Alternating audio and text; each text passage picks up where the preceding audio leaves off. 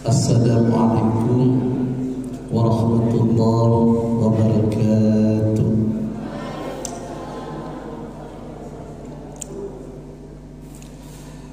Bismillahirrahmanirrahim.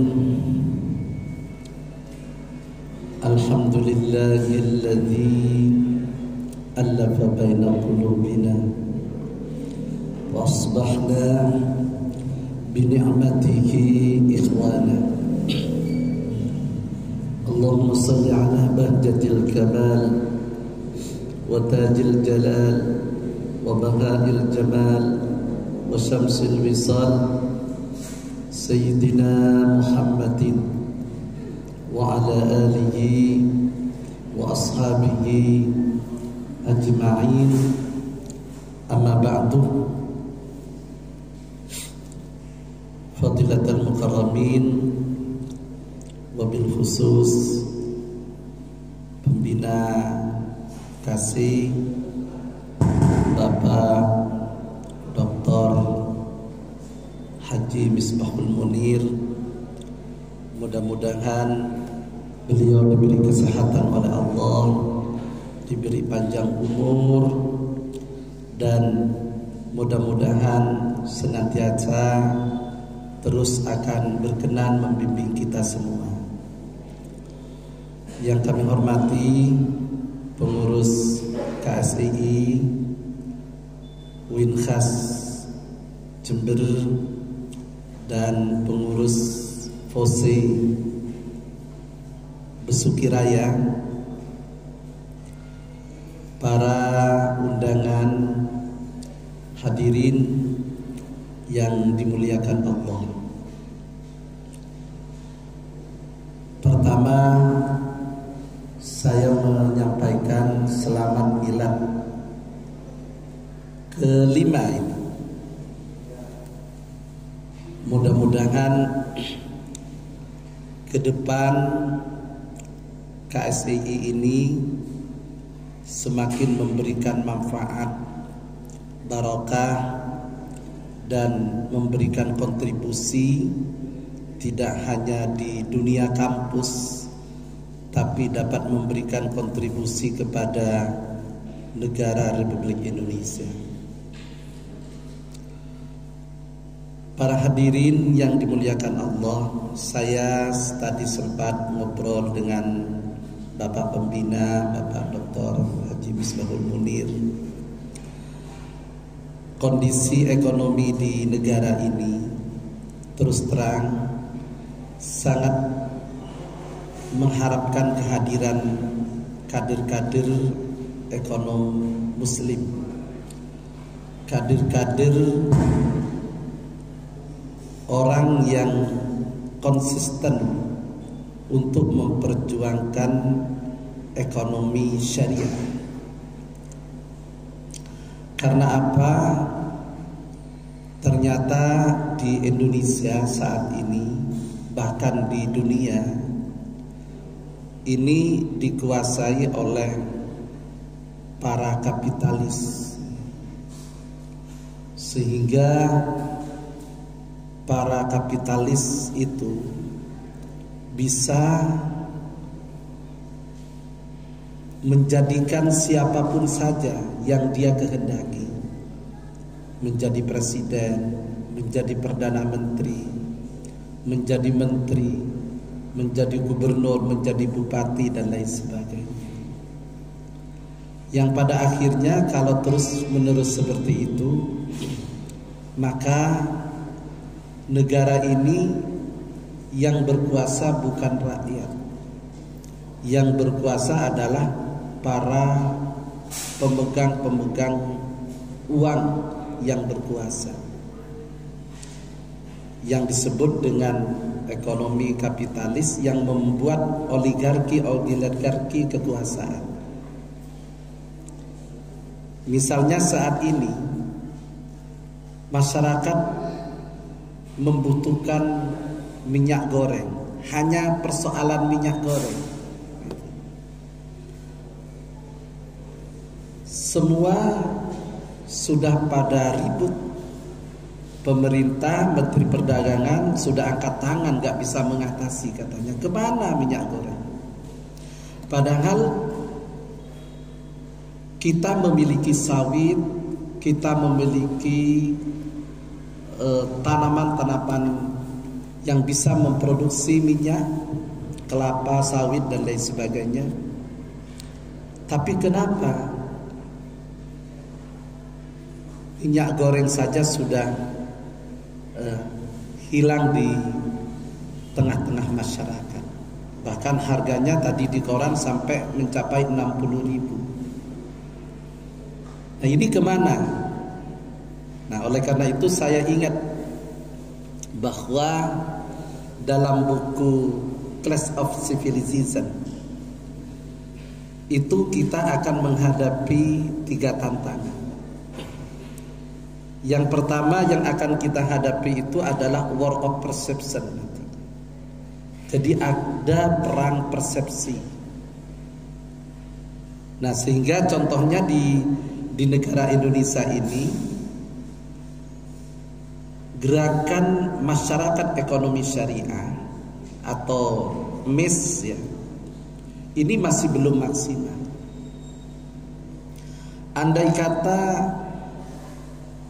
gerakan masyarakat ekonomi syariah yang dipelopori ya oleh KSEI ini, kelompok studi ekonomi Islam, lalu memunculkan ekonomi syariah, ini masih belum maksimal. Andai kata ini maksimal dan semua berpegang teguh kepada konsep-konsep yang ada di dalam ekonomi syariah, insya Allah masyarakat itu sejahtera.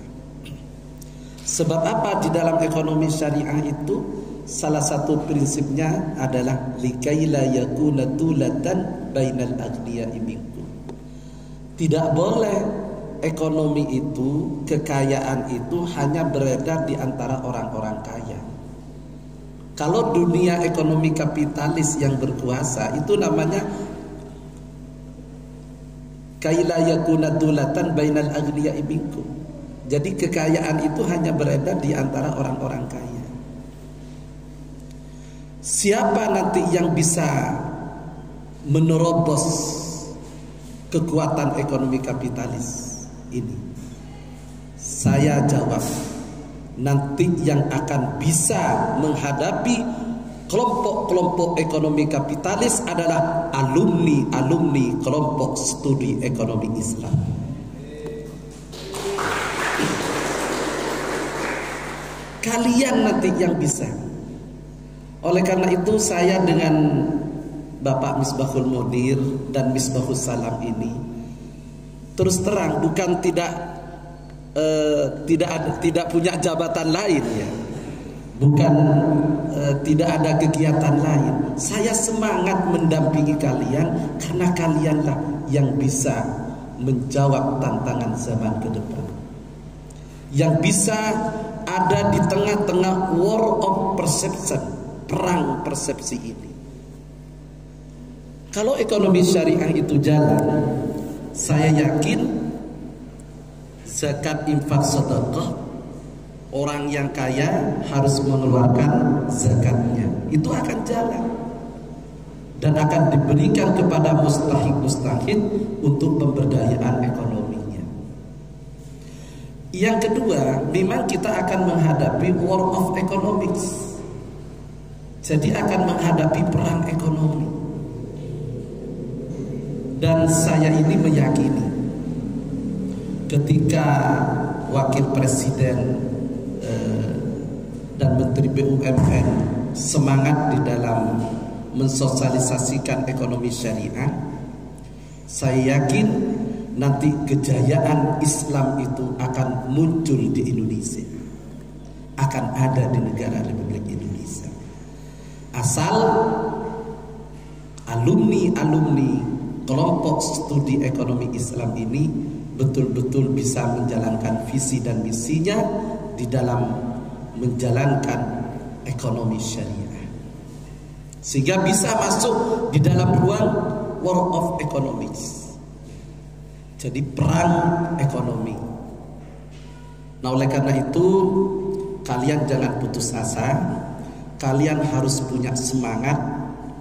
Kalian ini membawa panci-panci Islam, membawa risalah Nabi Muhammad sallallahu alaihi wasallam. Oleh karena itu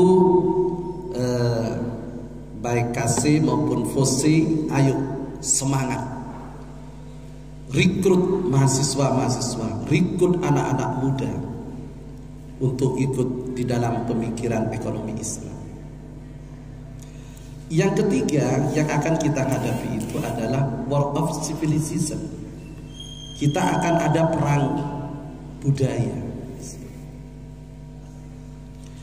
Nah, oleh karena itu saya melihat pidato Ketua Umum PBNU kemana-mana ini, ayo ciptakan budaya dan peradaban-peradaban yang Islami yang tidak meniru kepada negara-negara lain.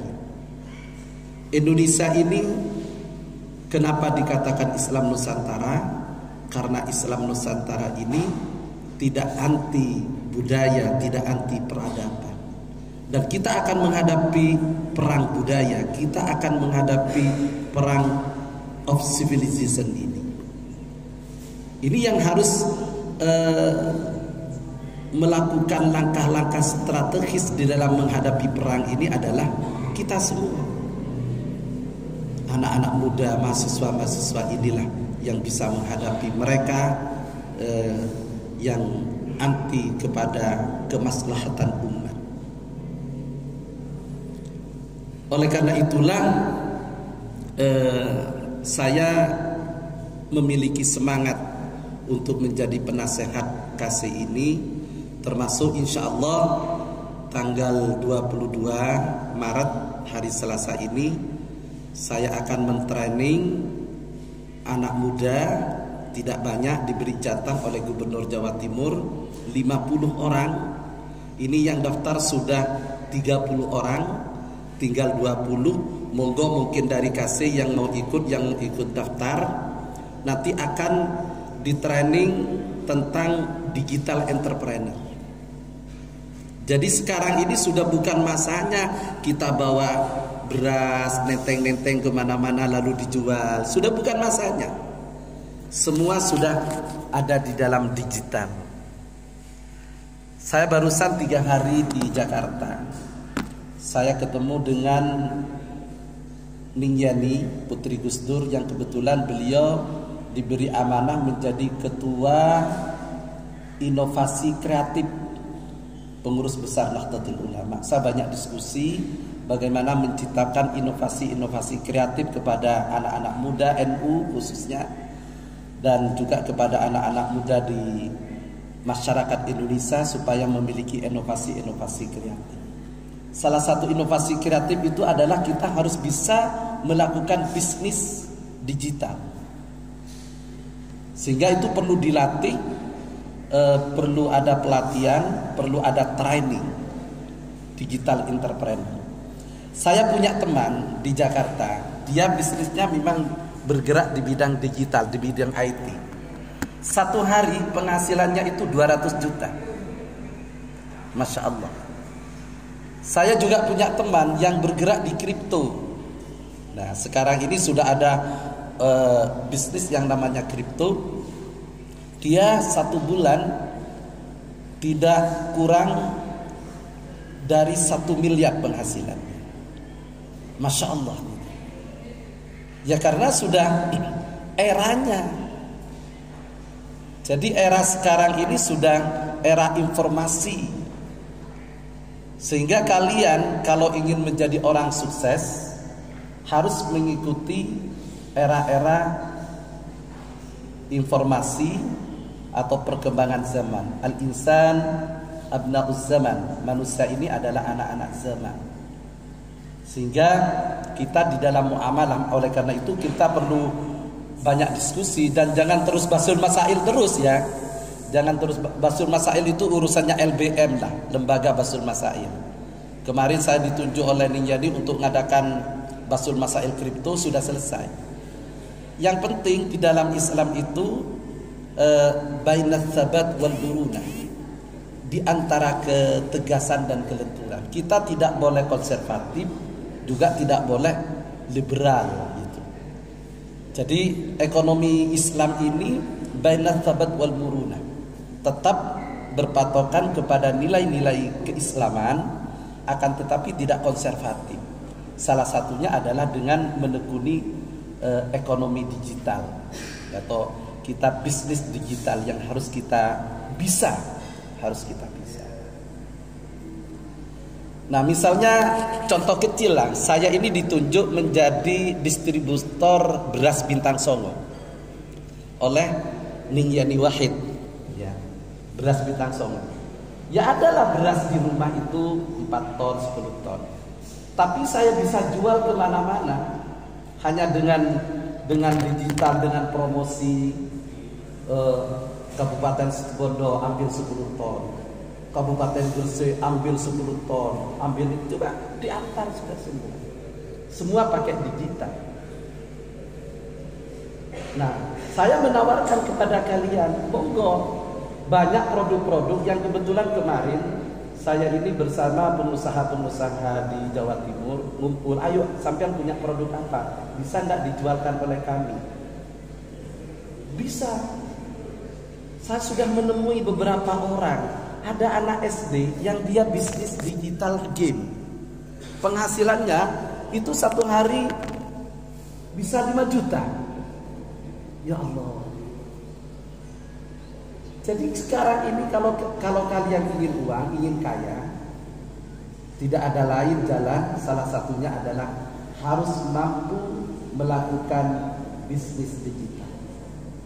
Nah, saya tunggu nanti dari KC ini, kalau memang dari adik-adik yang kebetulan aktif di kuliah nggak bisa, cari yang lain tapi yang memberikan yang semangat. 50 orang ini nanti kita laporkan kepada gubernur, saya laporkan ke Menteri BUMN, tolong ini dididik betul. Kalau perlu diberi usaha sudah apa gitu. Nah, karena pikiran saya itu kalau di bidang ekonomi tidak mau pacah meloloh gitu loh. Jadi harus ada fikriyah, tatbiqiyah, pemikiran dan implementasi. Sehingga kalau kasih ini nanti FGD itu juga penting, gerakan harakah fikriyah, tapi yang lebih penting lagi juga bagaimana ada tatbiqiyahnya, ada implementasi dari hasil FGD itu. Insya Allah kalau anak-anak muda ini semangat, kalau anak-anak muda ini memiliki jiwa pendobrak menghadapi kekuatan ekonomi kapitalis ini, saya yakin ke depan ekonomi Islam ini akan jaya, khususnya di negara Republik Indonesia. Saya kira inilah yang bisa kami sampaikan.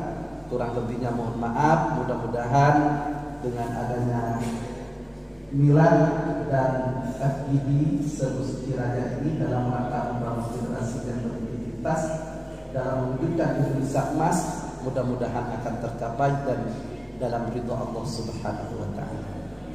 Demikian, hadanallahu wa iyyakum ajma'in. Wassalamualaikum warahmatullahi wabarakatuh.